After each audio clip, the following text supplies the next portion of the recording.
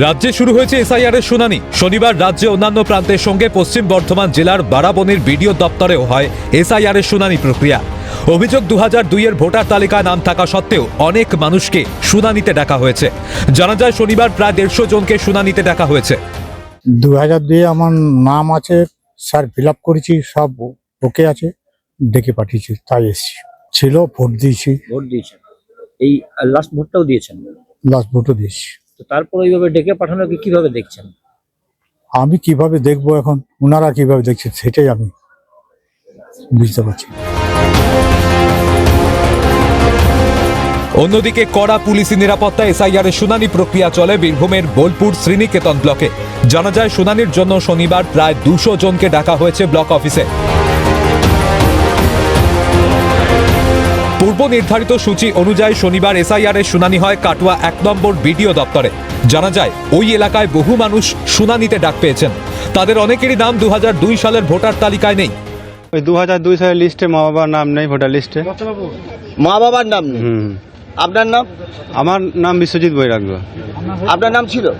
আমার তো ভোটার হয়েছে 2012 সালে। এবার মা বাবার নেই বলে আমাদের হিয়ারিংয়ে ডাক হয়েছে আর কি। আচ্ছা আচ্ছা। আমরা ঠিকানাটা পরিবর্তন করেছিলাম 2002 সালে, ওই জন্য আমাদের নাম নেই। কোনো উদ্বেগ নেই, আমাদের সঠিক কাগজ আছে, উদ্বেগ কি জন্য থাকবে।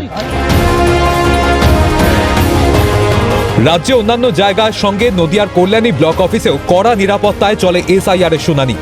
সেই শুনানিতে অংশ নেন বহু মানুষ। বাইরে রয়েছে, আমার নেই।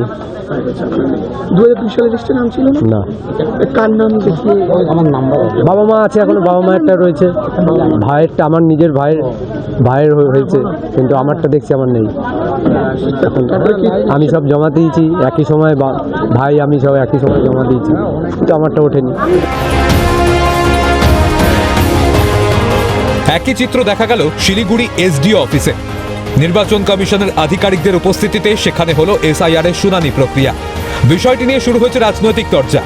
রাজ্যের শাসক দলকে কটাক্ষ করে বিধানসভায় বিজেপির মুখ্য সচেতক শঙ্কর ঘোষের দাবি, এসআইআর হলে ভোটার তালিকা স্বচ্ছ হবে। তৃণমূল স্বচ্ছ অনুপ্রবেশকারীদের বন্ধু। এসআইআর হলে ভোটার লিস্ট ক্লিনজিং হবে এবং পশ্চিমবঙ্গ বা ভারতবর্ষের মানুষের ট্যাক্সের টাকায় যে সুযোগ সুবিধা মানুষের পাওয়া দরকার, সেই সুযোগ সুবিধা যাতে ভারতবর্ষ তথা পশ্চিমবঙ্গের নাগরিকরা পান, সেটা নিশ্চিত করবে এসআইআর। তৃণমূল হচ্ছে অনুপ্রবেশকারীদের বন্ধু, ডেড ভোটারদেরকে স্বর্গ থেকে টেনে নামিয়ে নিয়ে এসে এখানে ভোট দেওয়ার। যদিও কমিশনের এই পদক্ষেপের বিরুদ্ধে সরব হয়েছে রাজ্যের শাসক দল। তৃণমূলের জেলা কোর কমিটির সদস্য পাপিয়া ঘোষের দাবি, কমিশনের এই পদক্ষেপের জেরে সাধারণ মানুষ হয়রানির শিকার হচ্ছেন। দেখুন, এসআইআর নিয়ে যেটা একটা চলছে সেটা পুরোটাই বলবো একেবারে রহস্যজনক, হাস্যকর, বিভ্রান্তিমূলক, যাতে শুধুমাত্র একটা মানে যেটা সব থেকে বেশি হয়রানির শিকার হয়েছে তাদের হচ্ছে আমাদের সাধারণ মানুষ সারা পশ্চিমবাংলা জুড়ে। এসআইআর এর শুনানি প্রক্রিয়া চলার পর চূড়ান্ত তালিকায় কতজনের নাম থাকে সেটাই এখন দেখার।